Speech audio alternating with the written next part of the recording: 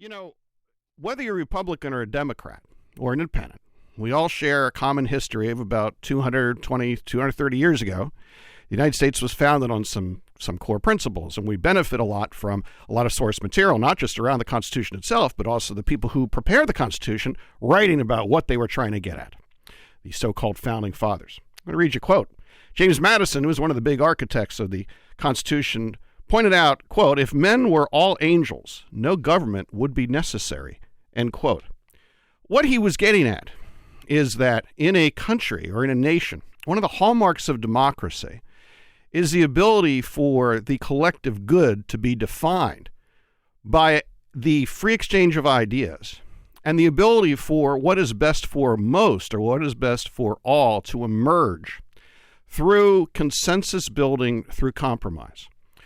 In his opinion, and the opinion of the other framers of the Constitution, the worst thing that could happen would be for a small number of people or an individual to have the ability to overwhelm and overcome and overtalk and ignore the collective opinions of citizens as a whole.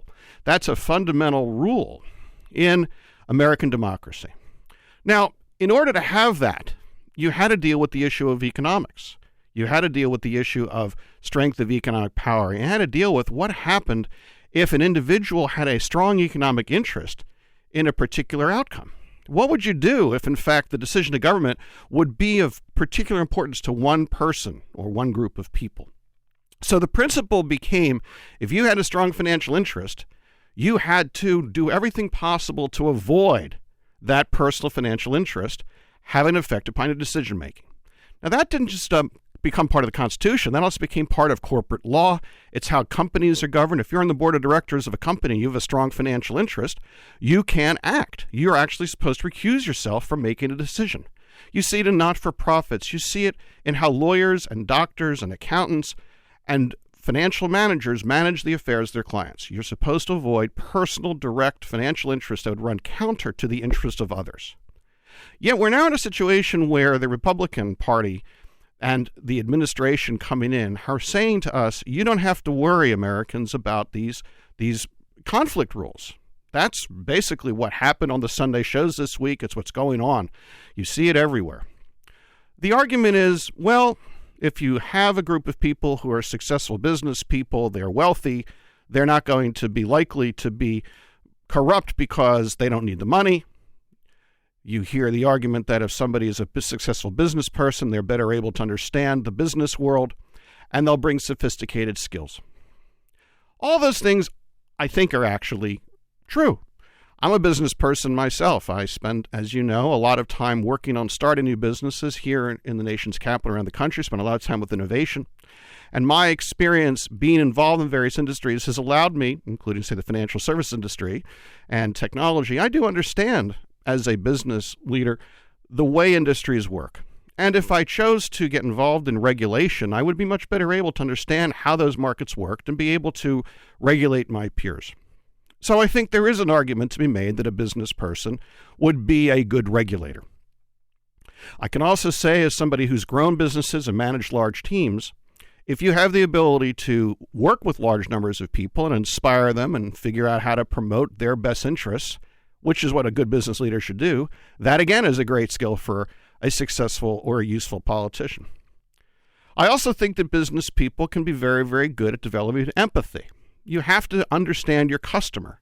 You have to understand the things going on around you if, in fact, you want to be able to sell things. Again, those are great qualities for business people to have, but also we'd like our politicians and political leaders to have them.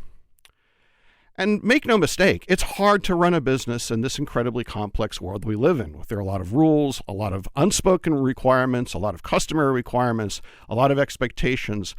It's hard. Tax laws are hard to deal with. Healthcare regulations are hard to deal with. Business is complicated. So again, that provides a great argument for why business people would be really useful in government. So all those things make sense to me. And I suspect they make sense to many of you. And by the way, I think that many, not all, but many people that voted for Donald Trump, they voted for change, but some subset of them voted for the concept of trying business people in government. So there are good attributes. There are good reasons why a business person could be and should be in government. But don't forget what Madison said. Unless we're angels, we need government. What he was saying is, unless we're angels, self-interest will carry the day. So, as we go into a new administration, we can spend a lot of time being upset because conflict checks, conflict rules, disclosure tax returns are being ignored. We can spend a lot of time doing that, but I would tell you that to spend our time doing that, we fall into the trap of being marginalized and being portrayed as partisan. I'd recommend instead that whether you're a progressive or an independent or Republican, you should turn to these new business people, these experienced people who are coming into our government, and you should say only one thing to them. Do the right thing. Do the right thing. Prove that you can be in government, be an angel. That's what I think about how business people should act in this coming administration.